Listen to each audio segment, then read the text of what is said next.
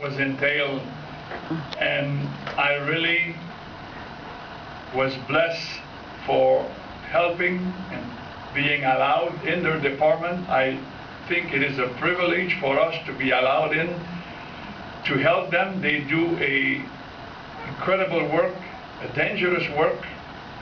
So it's a privilege for us to come alongside and help them in any way. Most of us are trained in traumatic issues, so we're there to support them, encourage them, and be there for them, as well as the victim of crime. We live in a violent society. Crime is on the rise. People are discouraged. They're losing their home, their job, and so it's a pleasure for us to be there and support them and encourage them, and I look forward to help this agency as well as the one that I'm serving currently in Fairfield. Thank you.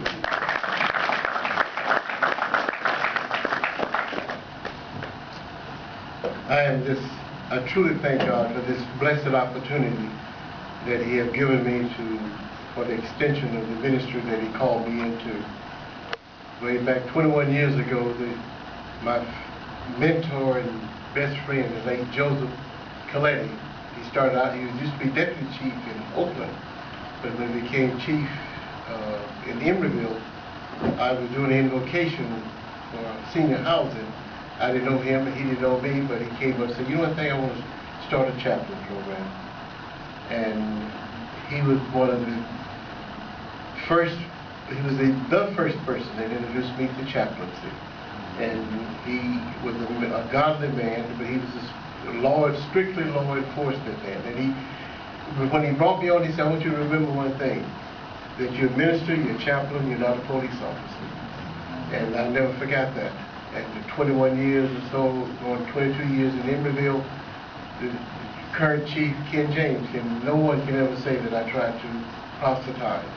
And it's not our job here today. We want to be an encouragement to our chief here and to all the command staff, all officers in the street. Anything that I can do to make this department go smooth by the grace of God, I'm willing to do it.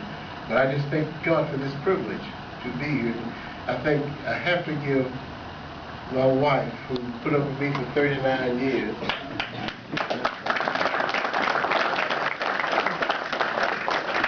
When I started in the chaplain, it was one thing pastoring, but then started in the chaplain, she had no idea what I was doing. I didn't know either. But she understands about what I do and how I get up late at night and go out. A lot of times our wives are not giving any credit, but they come under a lot of pressure.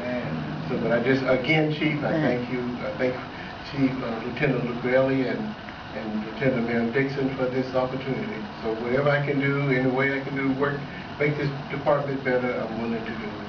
Thank you.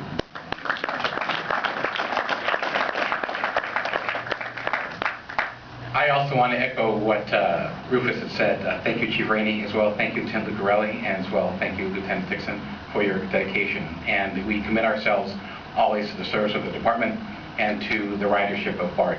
I'm particularly grateful to my mother, who has put up with me for all my life, my dear mother. So thanks, Mom, and my sisters, Dina and Kayla, who are here, my brother-in-law, Pam, and Anita, and other members of my OPD family, as we win, including Wood. So we commit ourselves, again, to the service of this community, to the Bart family, and whatever we can do to be of assistance to help you walk your journey as Bart police officers, as well as your ridership, as well as your station agents. Whatever we can do to be of assistance, we'll be there with them. Thank you.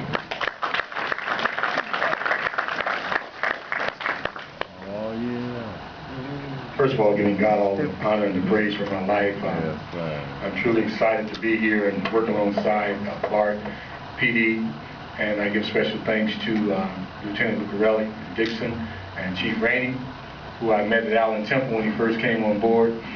Didn't think that I would end up here where I'm at today, so I'm honored to be here, alongside of also Jason and Dessa, who I've worked with numerous years, just street and things that's happening in the communities. I'm just honored to be here, to know Verdone and Watkins from other police departments. I'm learning a lot from these other chaplains, and it's a pleasure. I feel like the new kid on the block, and I came in today so nervous. My mom said, "Get it together. Why are you?"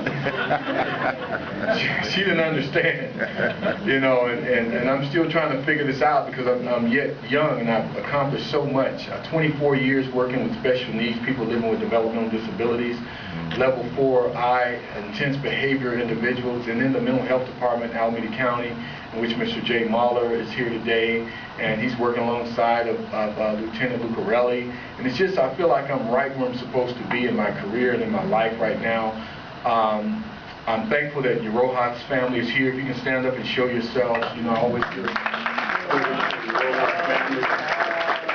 Many leaders that have worked with me for over 13 years, and we work together to help individuals that are on the streets that are in need. We get them off the streets. I mean, I got a phone call, I have to share this, from an agent from the, I think it was the Fruitvale BART station, at 1 o'clock or something in the morning, and they had a couple of guys or somebody that needed a place to stay. I gave them the address and they sent them to the office. We got them off the street that night.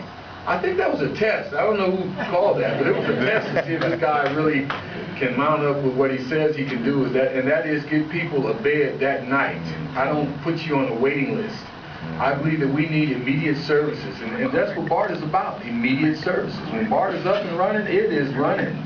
They'll make a way to get you where you need to be.